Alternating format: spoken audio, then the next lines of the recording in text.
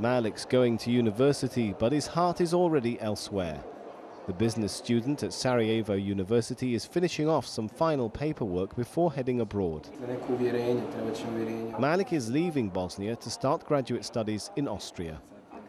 To him, like so many Bosnian youths, moving up in life means moving out.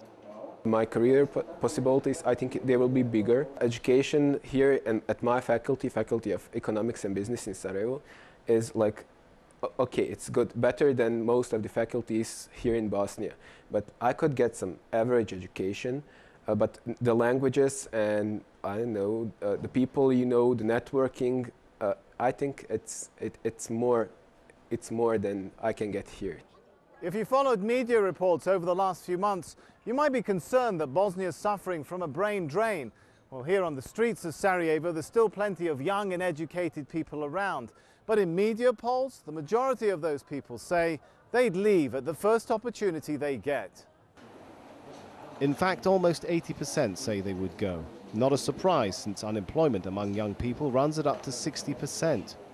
The country's delicate balance of power between Bosnia's communities has brought economic progress to a halt. The figure raises a question about the future of one of Europe's newest countries. Officials argue that without a recent census, no one really knows how much of the educated youth Bosnia is really losing. But some are not waiting to find out. Almir Mukacha set up an organization that encourages Bosnia's brightest to return. He says his polls show not all expats are happy to be abroad. Most of them say that they would like to come back, but if they could have a decent job, will be the spot that will connect them with adequate employers, institutions, and that's something that will be interesting for them. Amar is one example of academia's strategy succeeding. He watches youths practice at the taekwondo club he established. But Amar didn't return from abroad only to help the young throw their punches.